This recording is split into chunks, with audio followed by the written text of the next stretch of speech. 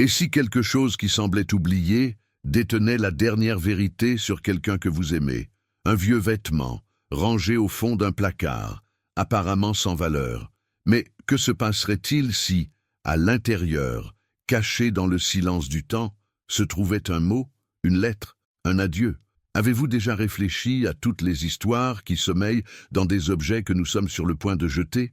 Cette histoire commence avec une veste ordinaire, en tissu épais, un peu usée, avec cette odeur du passé.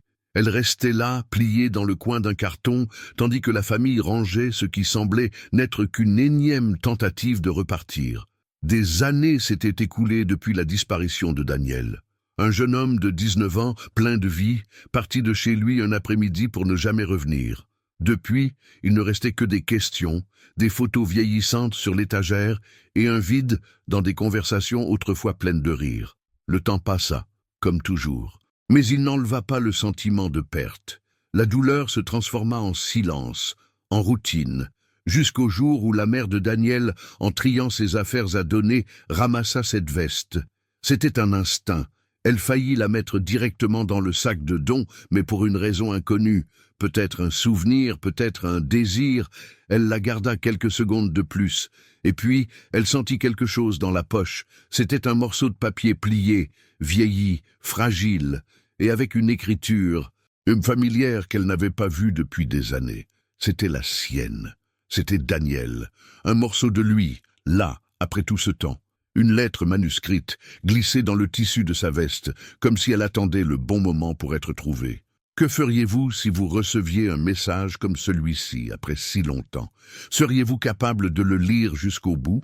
Ou resteriez-vous figé à la première phrase, le cœur serré entre curiosité et peur? Cette histoire porte le poids de mots, jamais prononcés, d'un amour qui n'a jamais eu le temps d'être expliqué, et de l'espoir qui se cache même dans les plus petites choses, comme la doublure d'une poche oubliée.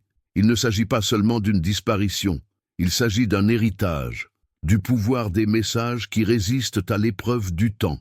Il s'agit de famille, de liens, et de la façon dont une lettre peut transformer la douleur en présence, car lorsque quelqu'un disparaît, ce qui fait le plus mal n'est pas toujours l'absence, mais le silence qu'elle laisse.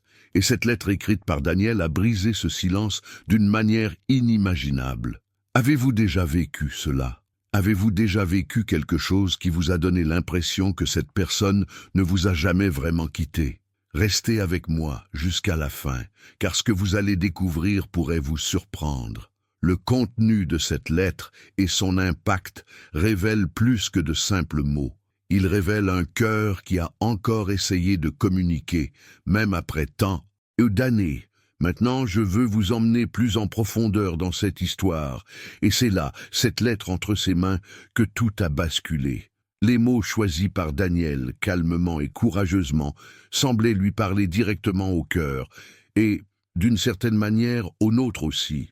Il écrivait comme s'il savait qu'il n'aurait pas le temps de s'expliquer en personne.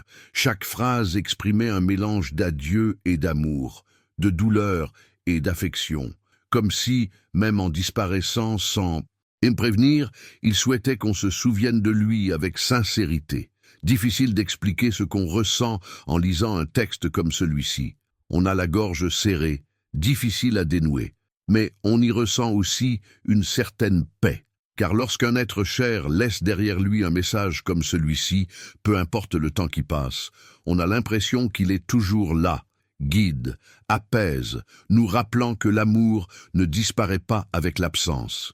Si ce sujet vous interpelle, laissez un commentaire ci-dessous expliquant ce qui vous a le plus touché dans cette histoire, ou si vous avez vécu une expérience similaire. Cela peut paraître un simple commentaire, mais cela pourrait inspirer d'autres personnes qui vivent une situation similaire. Votre participation permet à cette chaîne de se développer et de toucher davantage de personnes avec ce type de contenu, si nécessaire et si humain. Et si, à un moment donné, vous vous êtes senti concerné par cette histoire, cliquez sur « J'aime ». Cela montre que cela vaut la peine de continuer à partager des histoires comme celle-ci, des histoires vraiment touchantes. Et bien sûr, pour suivre d'autres histoires comme celle-ci, abonnez-vous à la chaîne. C'est ici que nous partageons des émotions parfois difficiles à exprimer, mais qui trouvent leur place dans l'écoute et la présence de ceux qui sont là, le cœur ouvert. Et cette histoire, il y a encore beaucoup à raconter, car la lettre de Daniel n'était pas qu'un adieu. Elle révélait des secrets, des souvenirs et une révélation inattendue. Cette veste était à lui, la même qu'il portait toujours pour ses promenades en fin d'après-midi. Cette pièce, silencieuse et oubliée au fond du placard, portait un poids inimaginable. Daniel n'avait que 19 ans lorsqu'il quitta la maison un après-midi ordinaire et disparut sans laisser de traces. Pas de mots, pas d'adieu, juste l'écho des questions qui hantent tous les esprits. Où était-il allé? Que s'était-il passé? Et surtout, pourquoi? Pendant des années, la famille a oscillé entre la foi en son retour et le silence pesant de ceux qui n'avaient plus personne à qui demander de l'aide. Son absence s'est installée dans leur routine, telle une ombre permanente dans le salon, sur la table, les jours suivants.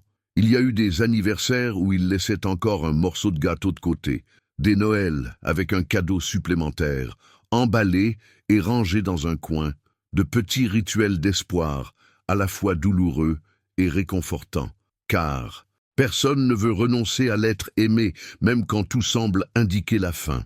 Mais la lettre arriva, cachée dans la poche intérieure de sa veste, pliée en plusieurs fois, comme pour protéger ce qu'il y avait de plus fragile.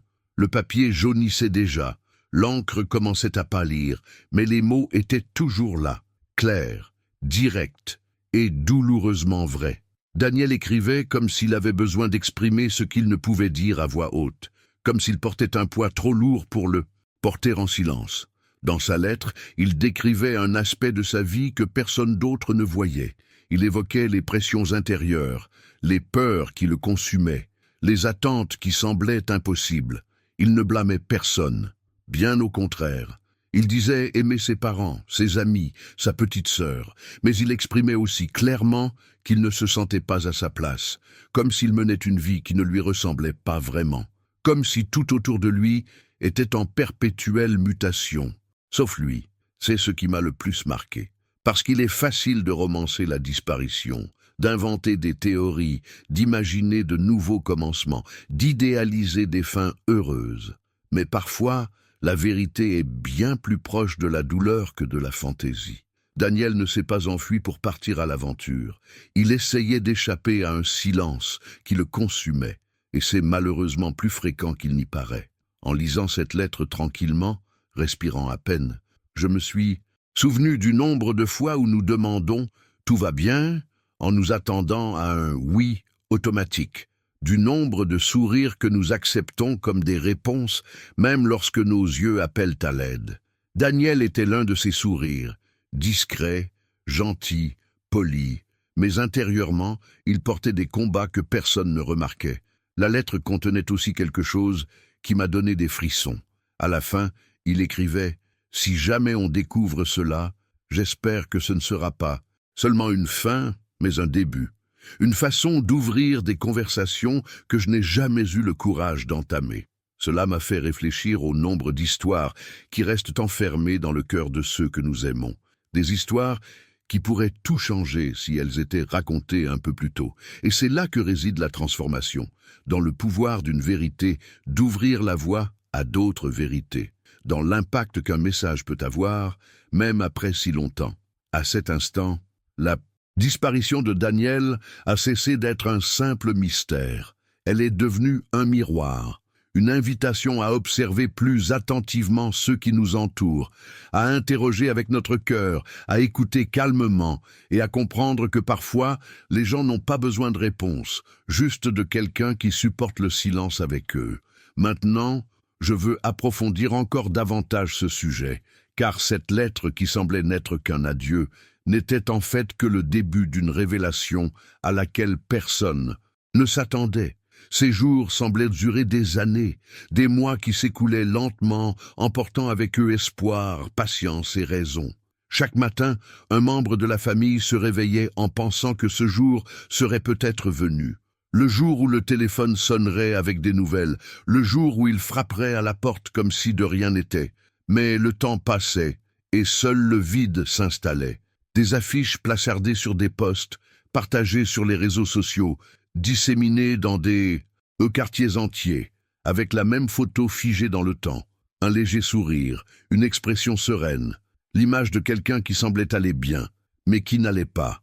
Sa mère, selon ses amis proches, passait des nuits entières éveillée, assise sur le canapé, les yeux fixés sur la porte d'entrée, comme si cela pouvait ramener son fils. Son père essayait d'être fort, de gérer les aspects pratiques, de gérer la police, la presse, les voisins, mais ses yeux étaient toujours rouges. Le rouge de quelqu'un qui retient ses larmes pour paraître fort. Sa sœur cadette évitait d'aborder le sujet. Elle commençait à se replier sur elle-même, à parler moins. Et chaque fois qu'on sonnait à la porte, son cœur s'emballait, suivi d'un silence encore plus douloureux, quand ce n'était pas lui. C'est la partie de l'histoire que personne n'aime raconter, le vide. Car la disparition de quelqu'un ne laisse pas seulement une nostalgie. Elle laisse des questions, des vides, une sorte de douleur en suspens, qui ne sait où aller. Ce n'est pas du deuil, car la perte n'est pas confirmée. Ce n'est pas de l'absence, car la présence demeure là, en tout, dans les objets, les odeurs, les habitudes qu'ils ont laissées derrière eux. La veste n'était que l'une d'elles, un fragment physique de quelqu'un qui semblait déjà presque un fantôme dans la mémoire de ceux qui sont restés. Et pourtant, même sans réponse, ils continuaient leurs recherches. Les recherches étaient devenues routinières. Enquêtes privées, groupes sur les réseaux sociaux, appels téléphoniques de personnes affirmant avoir vu quelqu'un qui lui ressemblait.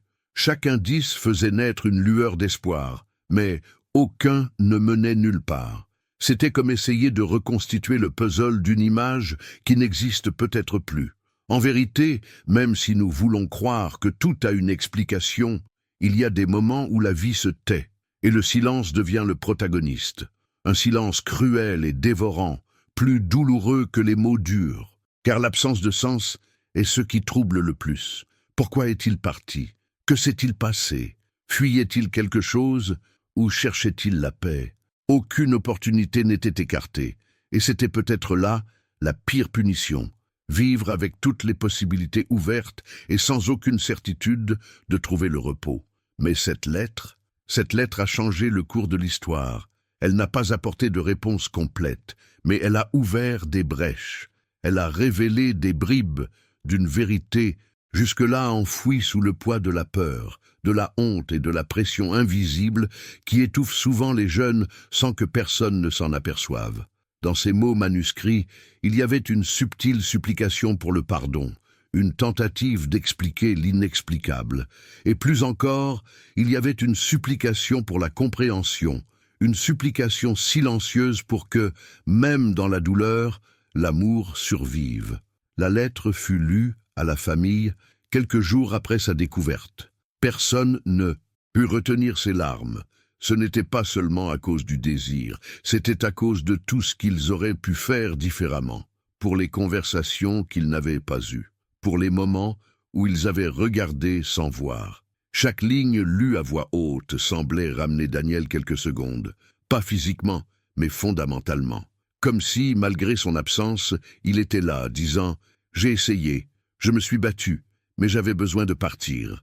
Maintenant, je veux approfondir encore davantage ce sujet, car ce qui s'est passé ensuite a montré que même dans les silences les plus sombres, il peut encore y avoir de la lumière. Écrivez, cela a du sens pour moi. Si vous avez déjà ressenti le poids d'un silence sans réponse. Elle ne se souvenait plus de cette boîte. Elle était au fond d'une grande armoire, de celle qu'on évite de toucher, car on sait qu'elle renferme bien plus que des objets, des souvenirs figés. Lorsqu'il ouvrit le couvercle, l'odeur du temps l'accompagna, et il y avait la veste, la même, dans le même état, usée sur les bords, une fermeture éclair légèrement coincée, le col encore légèrement usé par un usage constant. Ce n'était pas un simple vêtement, c'était une sorte de capsule, un fragment d'un temps qui, jusque-là, semblait prisonnier du vide. Elle prit la veste avec précaution, comme si elle tenait Daniel en personne. Elle la serra contre sa poitrine et ferma les yeux quelques secondes. Et c'est à cet instant que quelque chose tomba de la poche intérieure. Un morceau de papier plié, jauni par le temps, mais encore intacte. Elle hésita avant de l'ouvrir. Son cœur battait fort, ses mains tremblaient. C'était comme si ce morceau de papier renfermait un secret qui, d'une certaine manière, palpitait encore. Lorsqu'elle le déplia enfin, le monde autour d'elle sembla s'arrêter. L'écriture était la sienne, petite, légèrement penchée, écrite à la hâte, mais clairement. Les premiers mots lui firent déjà monter les larmes aux yeux. Ce n'était pas une longue lettre, c'était plutôt un petit mot, un message laissé silencieusement, peut-être par peur d'être retrouvé trop tôt. Daniel avait écrit sur son sentiment d'égarement, sur sa douleur que personne autour de lui ne semblait voir. Il parlait d'épuisement, d'insécurité, mais aussi d'amour, d'un amour profond pour sa famille, de gratitude pour chaque geste qu'il recevait. Et à la fin, il laissait une simple requête, qu'un jour, si cette lettre était lue, elle sache qu'il ne lui voulait aucun mal, qu'il avait juste besoin de se détacher de tout. Sa mère lut et relut, comme si elle cherchait à entendre sa voix entre les mots. Il n'y eut pas de soulagement immédiat. Ce qui survint fut un intense mélange de douleur et de compréhension. Ce petit bout de papier combla des vides qui semblaient auparavant inaccessibles. Il donna un sens à l'absence, à la fuite, au choix silencieux qu'il avait fait. C'était une clé émotionnelle, celle qui déverrouille non seulement le passé, mais aussi des parties du cœur jusque-là scellées pour se protéger. Après ce jour, elle commença à considérer les années d'attente différemment, non pas avec moins de désir, qui ne s'atténue jamais, mais avec une paix nouvelle, car elle savait désormais que même s'il n'avait pas pu revenir, Daniel voulait laisser quelque chose derrière lui, une vérité cachée, enfouie non par lâcheté, mais par peur de ne pas être comprise. Et c'est là que résidait l'impact de tout cela. Comprendre que parfois, ce que l'on appelle disparition est en réalité un besoin d'espace, une tentative de survivre à son propre chaos sans blesser davantage ceux qu'on aime. Cette lettre est devenue un symbole dans la vie de cette famille. Elle n'a pas effacé la douleur, mais elle a transformé le récit. Elle a déplacé l'attention de la simple disparition vers le souvenir de qui il était, de ce qu'il ressentait, de ce qu'il laissait derrière lui, même sans le savoir. Et cela a ouvert la voie à des conversation inédite. Sa sœur, désormais adulte, a commencé à parler de sa propre anxiété, du sentiment que personne ne comprenait ses luttes intérieures. Son père, plus âgé et aux épaules moins raides, a avoué s'être senti impuissant pendant des années, et sa mère, qui avait si longtemps été le pilier silencieux, s'est finalement laissée effondrer. Mais elle s'est aussi reconstruite, car retrouver cette lettre n'était pas seulement un souvenir. C'était une reconnexion avec ce qui était caché en chacun de nous. C'était la révélation que parfois, il n'est pas nécessaire de tout comprendre. Il suffit d'accepter que certaines douleurs ont besoin d'espace pour respirer, que certaines décisions, apparemment absurdes de l'extérieur, portent en elles un appel désespéré à l'amour, même à distance, et surtout que le silence de quelqu'un ne doit jamais être ignoré.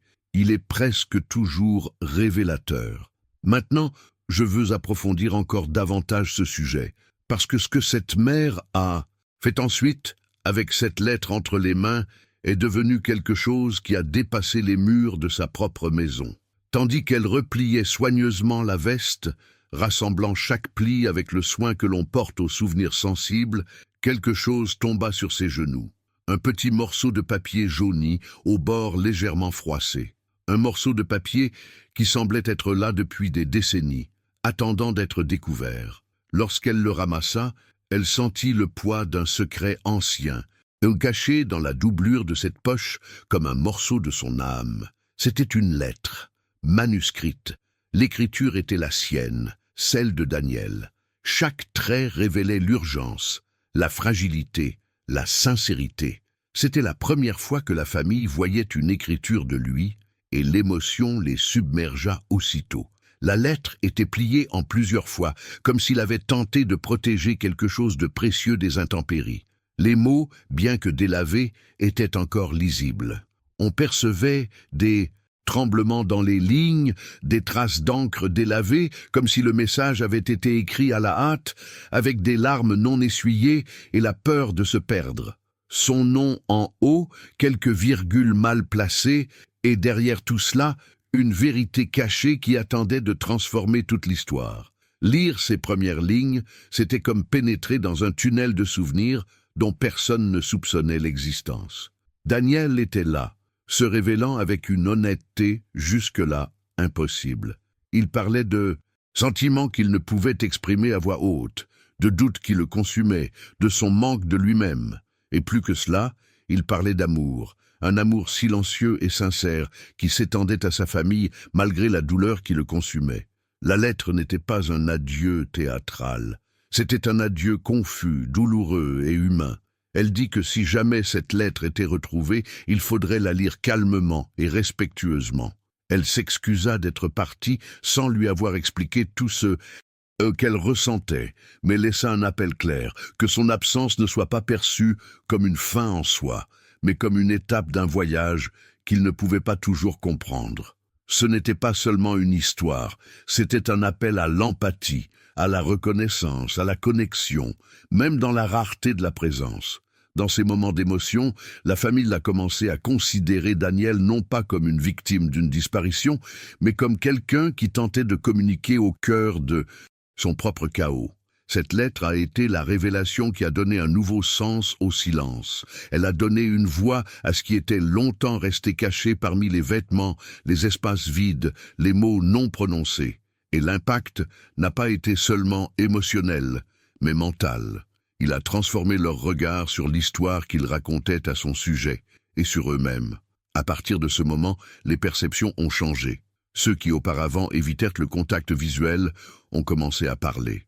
L'arrivée de cette lettre a eu des répercussions sur les décisions que chacun a prises ultérieurement. La sœur cadette a commencé à parler de ses propres peurs. Le père, qui était toujours resté silencieux, a enfin partagé la douleur de près de 2 décennies. Et la mère a découvert la force intérieure qui lui a permis de repenser la perte avec compassion et acceptation.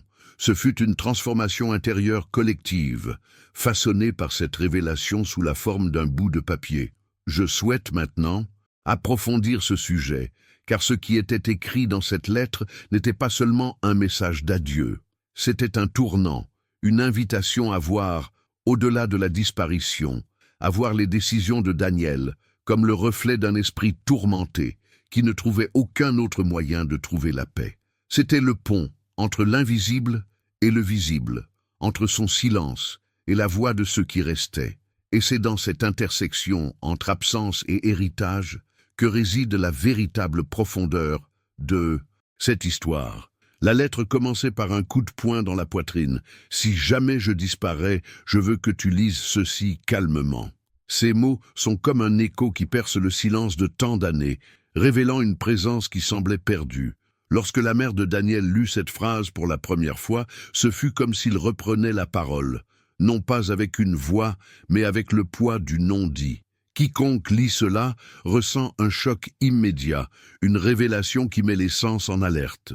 Comme si quelqu'un, venu du fond des âges, avait choisi le moment précis pour se faire entendre.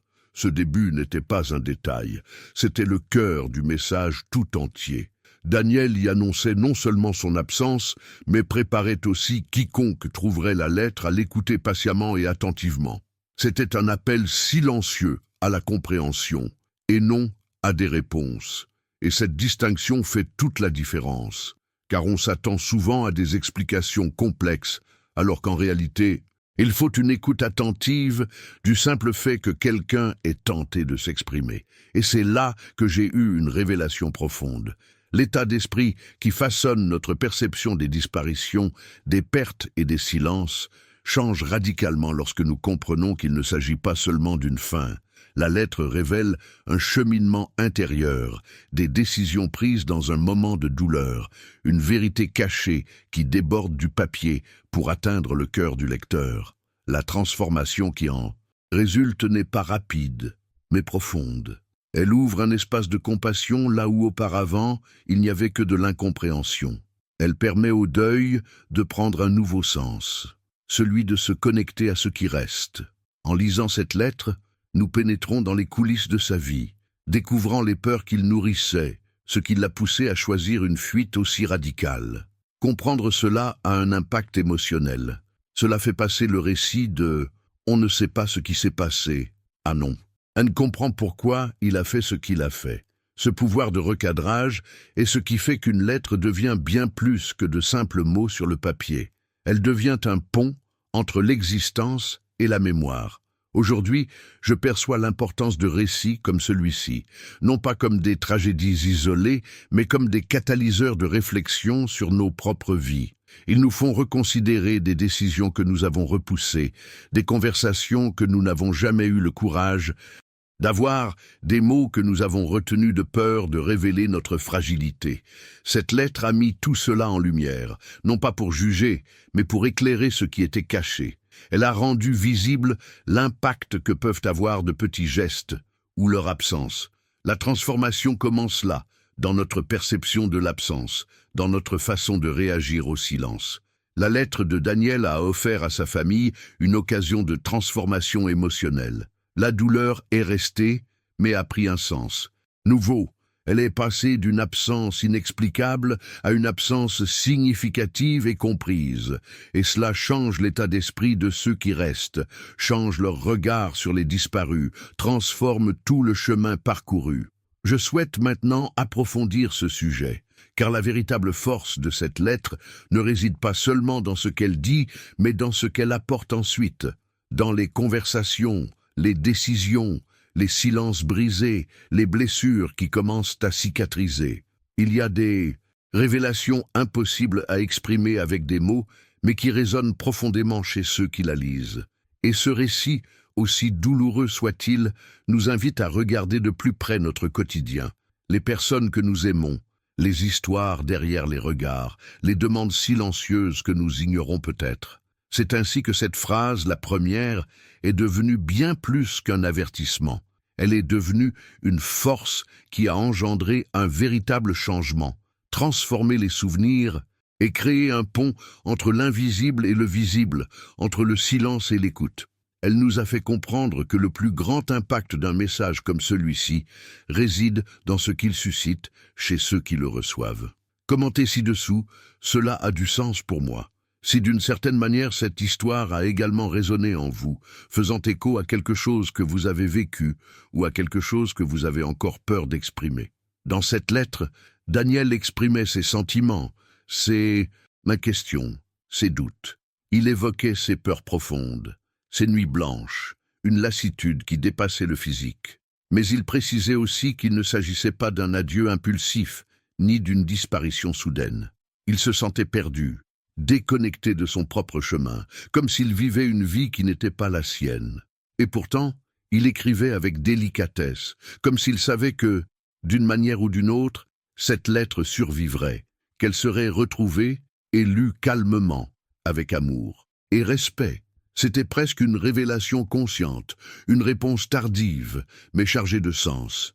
Cette révélation a profondément transformé le récit familial, l'histoire qui circulait dans les conversations et dans l'esprit de ceux qui suivaient l'affaire.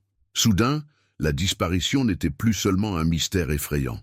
Elle s'inscrivait dans un voyage émotionnel. Elle révélait une vérité cachée, jusque-là enfouie dans le silence de générations. Daniel n'était pas seulement un disparu. Il essayait de communiquer avec humanité, fragilité et amour. Ces mots si sincères ont redéfini l'absence, montrant que le silence n'est souvent que la surface d'un appel désespéré à la connexion. Découvrir cela, c'était comme accéder aux coulisses de son esprit. Savoir qu'il souffrait là, cherchant des réponses en lui-même, et que malgré la douleur, il pensait encore aux autres, à sa famille. Cela a entraîné une transformation profonde dans l'état d'esprit de ceux qui restaient, suscitant des décisions qui ont changé le cours de l'histoire. Sa mère, son père, sa sœur, ses amis, chacun a commencé à percevoir la disparition différemment. Ce n'était plus une tragédie incompréhensible, mais un geste douloureux porteur d'un message, d'une intention et d'un héritage. Dès lors, leur relation fut profondément marquée. Des conversations profondes s'élevèrent, des sentiments refoulés refirent surface, des douleurs qui semblaient éternelles trouvèrent un souffle. La lettre, qui semblait marquer une fin, se révéla être un tournant. une occasion de reconstruction émotionnelle. Les fragments disjoints du récit commencèrent à se réorganiser, du mystère à l'humanité, du désir à la compréhension, de l'absence au souvenir présent. Tel est le pouvoir des vérités lorsqu'elles émergent enfin, elles transforment tout, et cela m'a fait réfléchir à la façon dont, dans tant d'histoires réelles, sommeillant des révélations qui attendent le jour où elles illumineront les cœurs. Combien de fois vivons-nous avec des personnes qui portent une souffrance silencieuse? Combien de décisions visant à transformer des relations sont reportées par crainte d'une confrontation émotionnelle? La lettre de Daniel a apporté une clarté rare. La véritable transformation commence lorsque nous percevons l'humanité de l'autre, lorsque nous cessons de juger son absence et commençons à écouter ce qu'il veut dire. Cette révélation, bien que douloureuse, a jeté des ponts. Elle a permis à l'amour qui les unissait autrefois de résonner. Et elle a permis aux vies qu'ils laissaient derrière eux de trouver un sens à ce qui restait. Ce n'était pas une guérison instantanée de la douleur, elle allait perdurer, bien sûr, mais un deuil plus conscient, plus compatissant, plus proche de la vérité, une façon de regarder le temps écoulé sans négliger ce qui palpite encore. Je souhaite maintenant approfondir ce sujet, car comprendre comment cette histoire a été transformée non seulement par la lettre, mais aussi par son impact réel, offre des enseignements universels. Les décisions que Daniel n'a pas prises ont des répercussions sur les nôtres.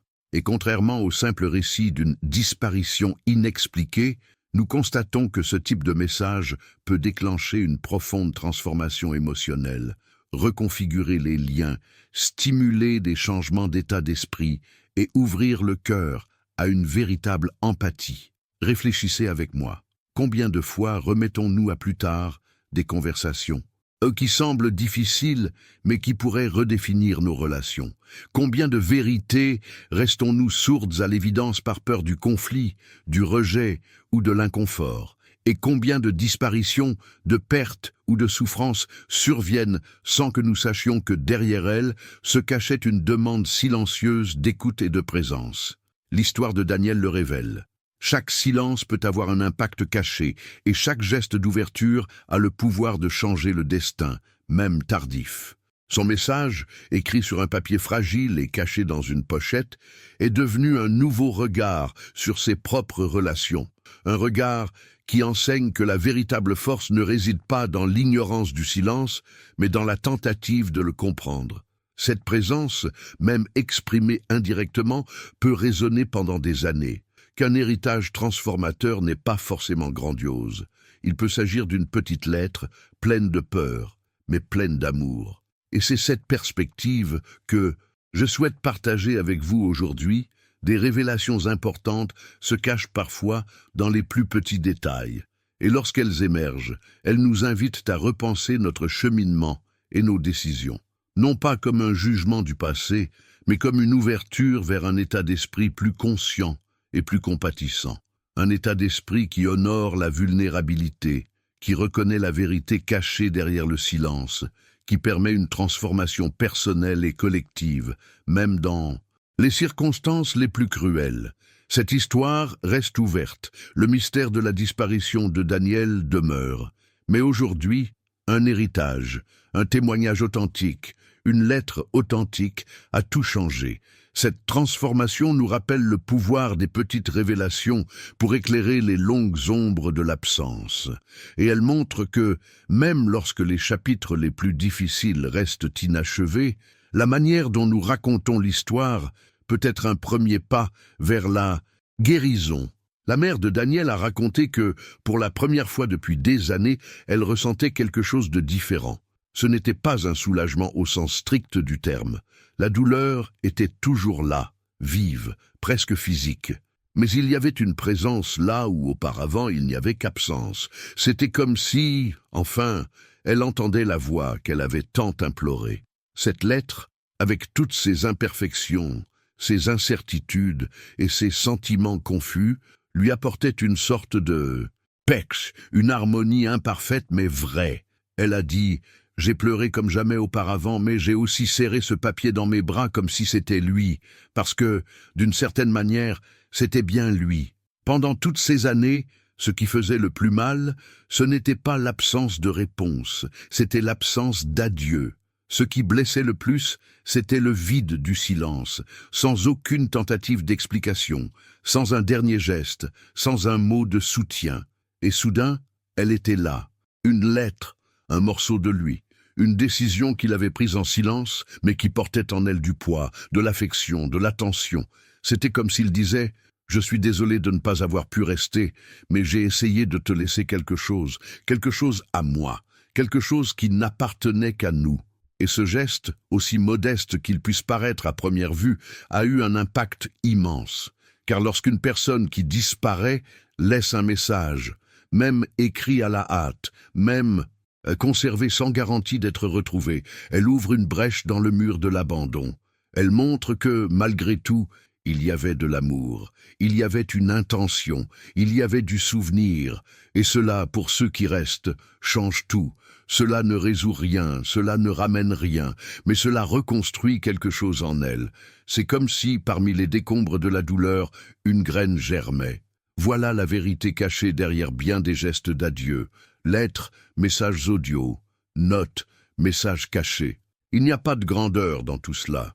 Il s'agit de courage émotionnel, de quelqu'un qui, même dans sa propre confusion, se soucie de l'impact qu'il laissera sur les autres. C'est une tentative presque désespérée de ne pas partir complètement, de laisser quelque chose qui serve de pont entre l'avant et l'après. Et ce que cette mère a vécu en trouvant la lettre de son fils, c'était exactement cela, une transformation de l'absence en connexion, même tardive, même brève.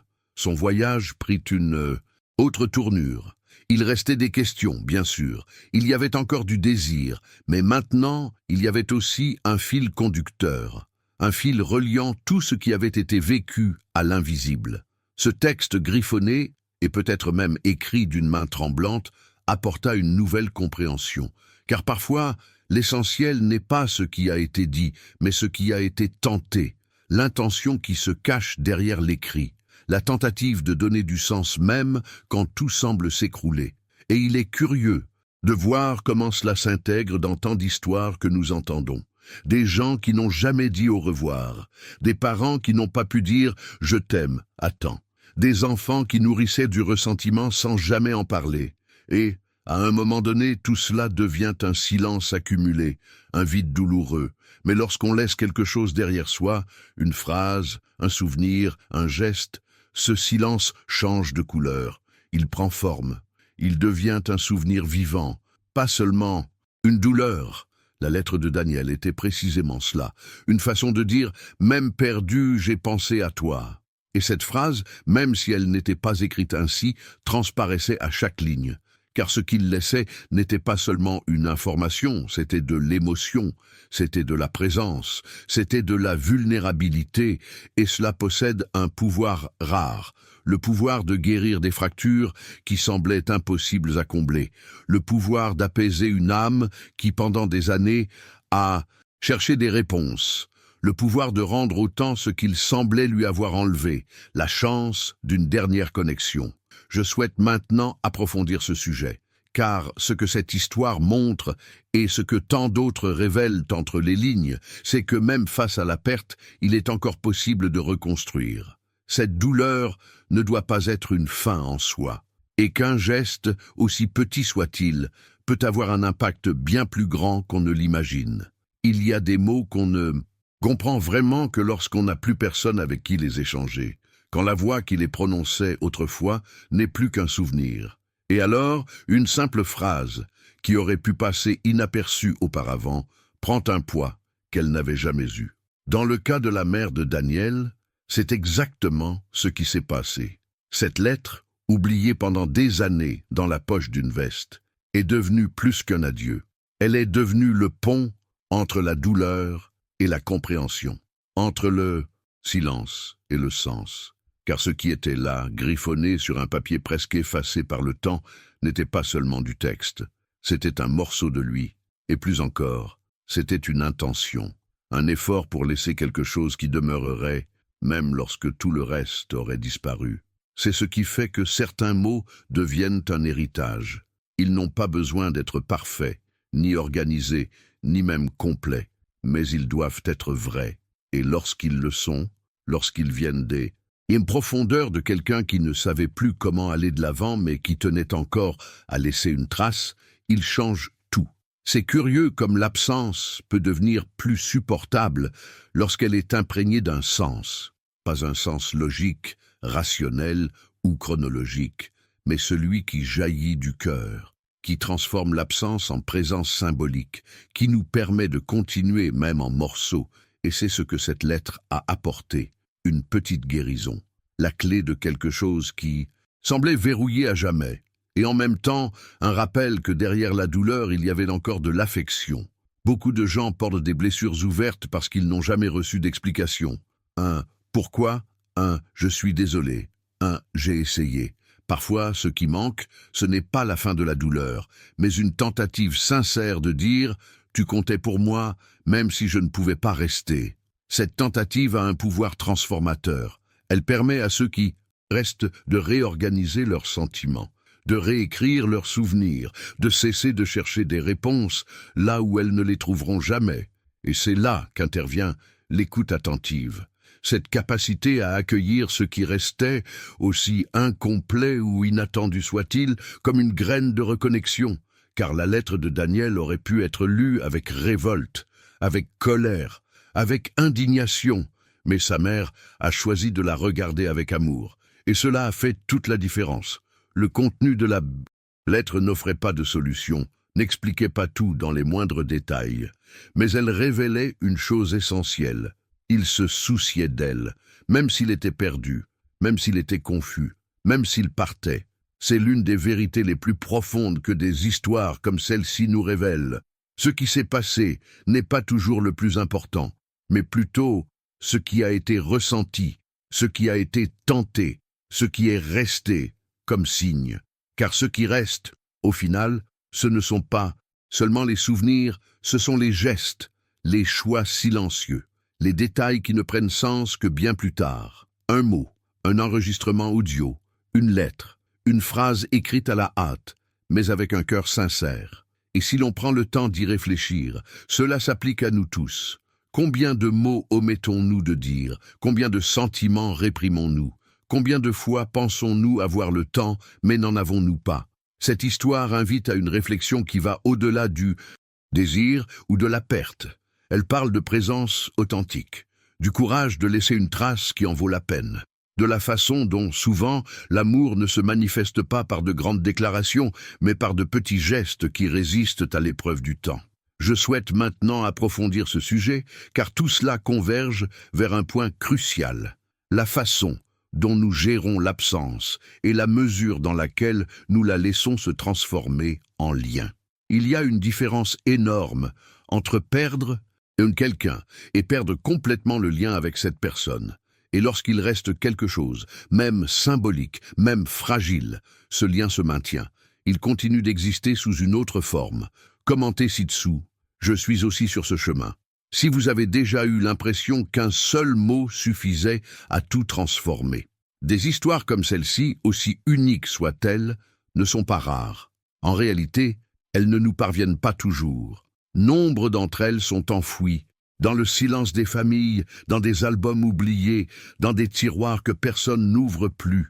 Mais lorsqu'on commence à écouter plus attentivement, lorsqu'on s'ouvre vraiment à ce qui se cache derrière ces absences, on découvre que de nombreuses lettres, de nombreux enregistrements audio inédits, de nombreuses notes cachées attendent le moment opportun pour révéler ce qui reste à dire. Et il est étonnant de constater à quel point ces messages, aussi simples soient-ils, peuvent devenir une forme de guérison, un point de contact entre ceux qui sont partis et ceux qui restent. Il apparaît de plus en plus clairement que ces mots, ultimes ou même inachevés, ont un profond pouvoir transformateur. Ils n'effacent pas la douleur, mais ils aident à la réorganiser. Ils laissent place au désir sans qu'il devienne un fardeau. Ils aident à fermer des cycles restés ouverts. Dans bien des cas, ils donnent un nouveau sens à tout un parcours, comme si, en lisant ou en entendant ces mots, on pouvait voir l'autre avec une nouvelle perspective, sans jugement, sans problème en suspens, sans peur de l'oubli, simplement avec présence. Lorsque j'ai entendu le premier récit après celui de Daniel, j'avoue avoir ressenti quelque chose de similaire à ce que sa mère a décrit. C'était comme si, même sans connaître ce jeune homme, je recevais moi aussi un morceau de son âme. Puis d'autres histoires sont venues. Une femme qui a trouvé un message audio non envoyé sur le portable de son défunt, Marie, dans lequel il disait être fier d'elle, même s'il n'avait pas eu le courage de le dire de son vivant. Un père qui, avant une opération risquée, a écrit des lettres à chacun de ses enfants et a survécu, mais a décidé de les remettre quand même.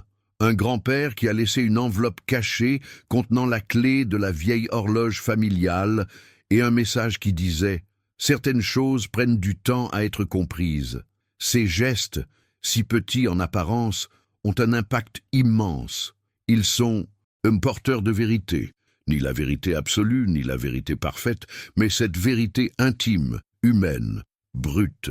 Et le plus curieux, c'est que ces messages surgissent presque toujours de manière inattendue, comme si le temps prenait soin de les dissimuler jusqu'au moment opportun où quelqu'un est prêt à les recevoir. Et cela me fait réfléchir à la force du silence, parfois, qui communique.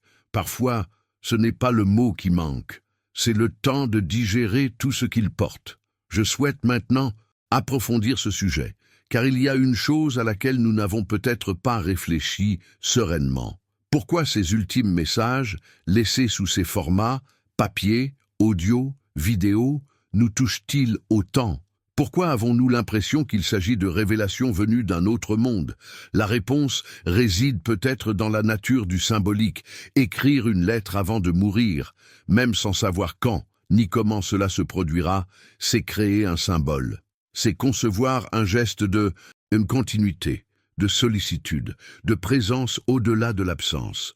Cela nous imprègne, car nous sommes des êtres en quête de sens, même dans la douleur.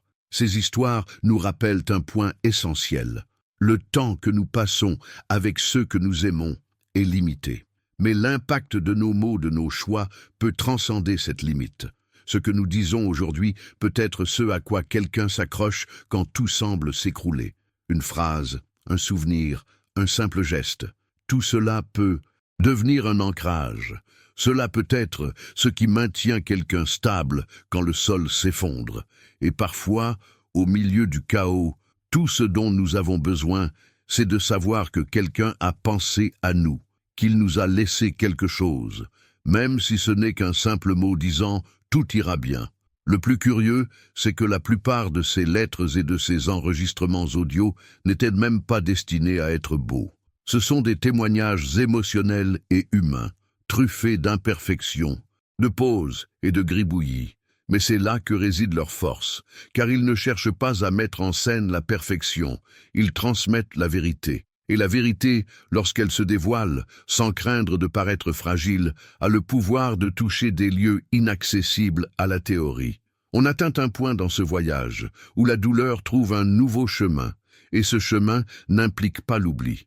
Il implique de se souvenir avec une nouvelle perspective.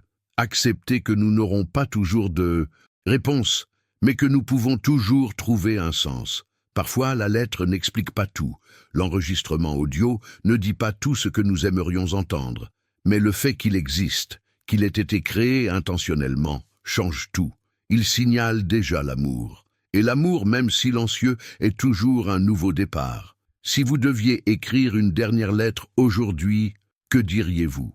Cette question, lorsqu'elle prend véritablement racine en nous, est difficile à taire. Elle dérange, provoque, brise les défenses, car elle ne parle pas précisément de la mort, elle parle de la vie, de ce que nous laissons passer, des étreintes que nous remettons à plus tard, des conversations que nous repoussons, des mots que nous ressentons mais que nous n'avons pas encore eu le courage de dire. Et face à cette possibilité, celle de devoir résumer en une seule lettre ce qui compte, c'est comme si tout devenait plus clair, ce qui pèse, ce qui reste, ce qui manque, et ce qui, même en silence, vibre encore en nous. J'ai passé des jours à y réfléchir, non pas par paranoïa, mais comme un véritable exercice de conscience, de présence, car le temps passe à un rythme étrange, parfois trop lentement pour ceux qui attendent et trop vite pour ceux qui sont distraits. Et pendant ce temps, tant de choses se perdent. Combien d'histoires restent à moitié terminées parce que personne n'a dit ce qu'il fallait dire? Combien de relations échouent, non par manque d'amour, mais par excès d'orgueil? Et combien de départs surviennent sans que nous nous rendions compte qu'il s'agissait d'un adieu? Cette question m'a fait regarder différemment, même les détails. La façon dont nous quittons la maison en disant « à plus tard », pensant qu'il y aura toujours un plus tard. Le silence des messages auxquels nous ne répondons jamais.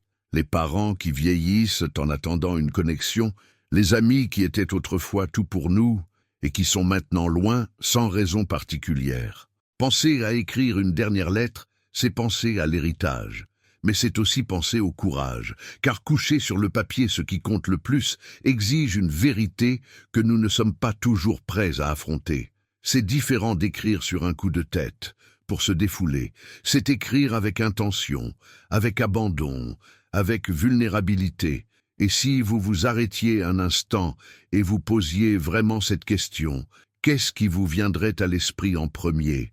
Un souvenir, des excuses, un merci, un secret gardé pendant des années. C'est incroyable, comme chacun porte en lui une sorte de message non envoyé. Quelque chose qui, pour une raison ou une autre, a été remis à plus tard. Peut-être parce qu'on pense qu'on aura toujours le temps. Peut-être parce que je pense que l'autre personne le sait déjà. Ou peut-être parce que ça fait trop mal d'admettre que certaines choses ne peuvent pas attendre. Maintenant, je souhaite approfondir ce sujet. Car il y a un point dont presque personne ne parle lorsqu'on entre dans l'univers des derniers mots. C'est celui-ci. Souvent, ce n'est pas seulement l'autre qui a besoin de l'entendre. Nous aussi, nous avons besoin de le dire. Parfois, la lettre sert non seulement le destinataire, mais aussi l'auteur. Car l'acte d'écrire organise le chaos intérieur. Il donne forme à ce qui semblait confus. Il nous aide à comprendre notre propre cheminement. C'est comme si, par l'écriture, nous renouions avec des parties oubliées de nous-mêmes. J'ai vu des gens qui, après avoir écrit des lettres jamais reçues, ont réussi à pardonner, à aller de l'avant et à reconstruire des liens. Car mettre des mots sur ce qui semblait indicible est en soi une forme de guérison. Et attention, je ne dis pas que c'est facile, ni que tout doit se régler par une lettre, mais il y a une puissance tranquille dans ce geste, une puissance d'impact émotionnel, de transformation personnelle, de révélation d'une vérité cachée, non pas pour causer de la douleur, mais pour permettre la libération. Dans de nombreuses histoires que j'ai entendues, ce qui m'a le plus touché, c'était précisément la simplicité des mots et la profondeur de leur contenu. Des gens qui écrivaient en disant « pardonne-moi » ou « merci de ne jamais m'avoir abandonné » ou même « j'aurais aimé être différent, mais tout ce que j'ai fait, c'était pour bien faire les choses ». Rien de artificiel, rien de répété, juste la vérité. Et cette vérité, aussi dure soit-elle, possède une beauté inexplicable, parce qu'elle vient du plus profond de soi. Elle vient de ceux qui, dans un moment de lucidité, ont choisi de ne pas reporter les mots importants. J'ai commencé à porter un regard différent, même sur les conversations du quotidien. Comment nous parlons à ceux que nous aimons, ce que nous donnons de nous-mêmes ou non, dans nos conversations. Et j'ai réalisé que le plus grand risque que nous courons n'est peut-être pas de perdre quelqu'un, mais de vivre sans nous être donné la permission d'être entier, sans avoir dit « je t'admire, tu me manques, tu comptais pour moi ». Car c'est cela, au final, qui tisse les fils invisibles qui soutiennent notre chemin. Ce sont ces mots qui résonnent quand tout le reste s'estompe. Et voici qu'un puissant changement d'état d'esprit s'opère. Et si nous commencions à vivre comme si chaque conversation pouvait être la dernière, non pas avec un ton désespéré, mais avec présence, avec choix, avec profondeur, comme si, à chaque échange, nous avions la possibilité de laisser une trace de vérité, de laisser un impact, de montrer que nous étions là, pleinement. Cela change tout. Cela change notre façon de regarder, d'écouter, de toucher et de nous exprimer. Cela change même le silence, car même le silence, lorsqu'il est intentionnel, communique l'amour. Maintenant, je souhaite approfondir ce sujet, car lorsque nous comprenons qu'un adieu peut effectivement être source de guérison, même sans apporter toutes les réponses, quelque chose en nous change. Une transformation silencieuse se produit lorsque nous acceptons que certaines histoires ne se terminent pas comme dans les films, qu'il n'y a peut-être pas de fin parfaite, mais malgré tout, il y a de la beauté dans l'inachevé. Car ce qui renoue, ce n'est pas le résultat, mais le geste. L'acte de laisser quelque chose, de communiquer, d'être présent dans l'absence. C'est ce qui transforme l'impact d'une perte en un chemin de reconstruction. Et c'est ce que la lettre de Daniel nous a apporté, non pas un soulagement absolu, mais un rayon de soleil dans une pièce trop sombre. La vérité cachée ne résidait pas seulement dans le contenu de la lettre, mais dans son existence même, dans le soin apporté à sa rédaction, dans la conscience qu'à un moment donné, il faudrait la lire. Daniel savait peut-être que ces mots n'effaceraient pas la douleur, mais il pouvait l'organiser, l'humaniser, la rendre un peu plus supportable.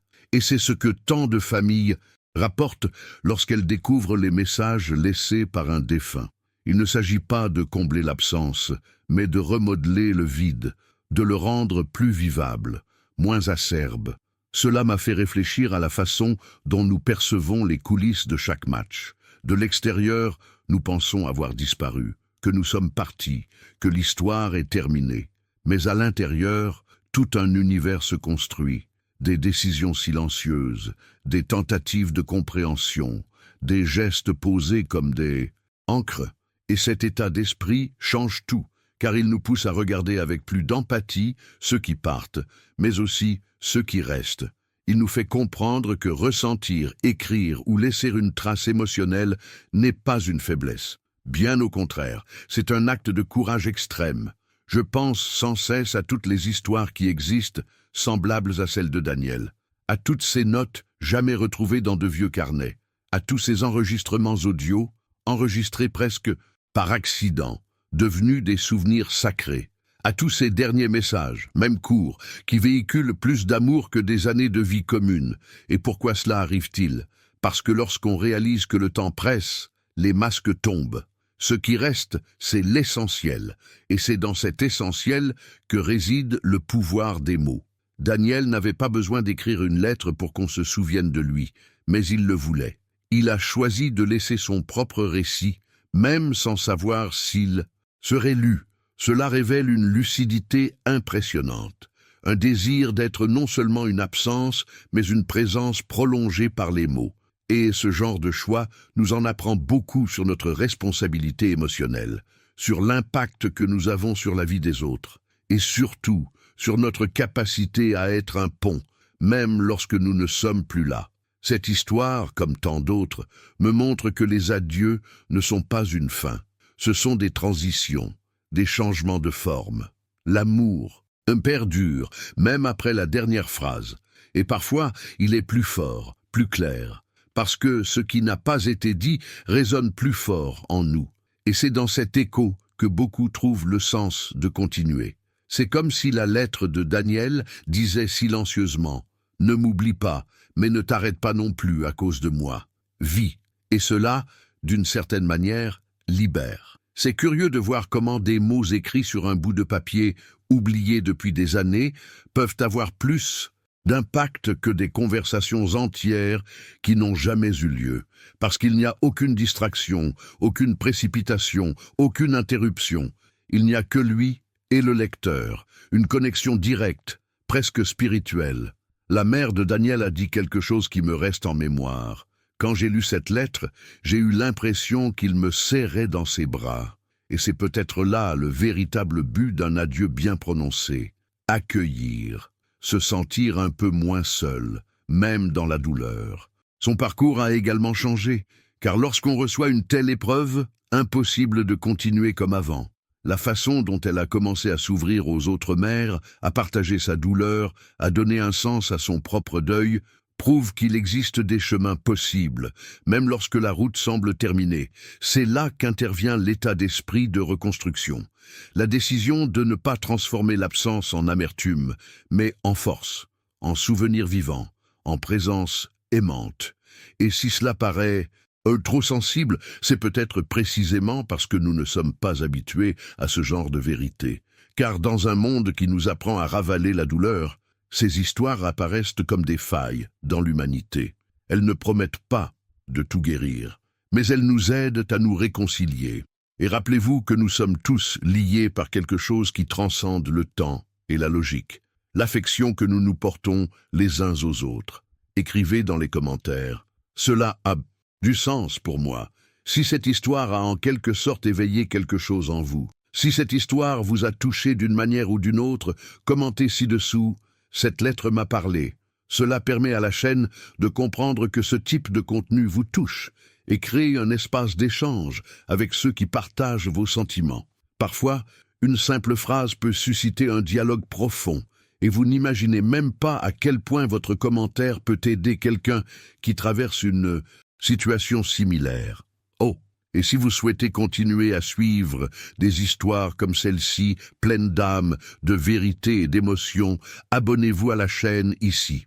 Cela permettra à ces récits de continuer à toucher ceux qui en ont besoin.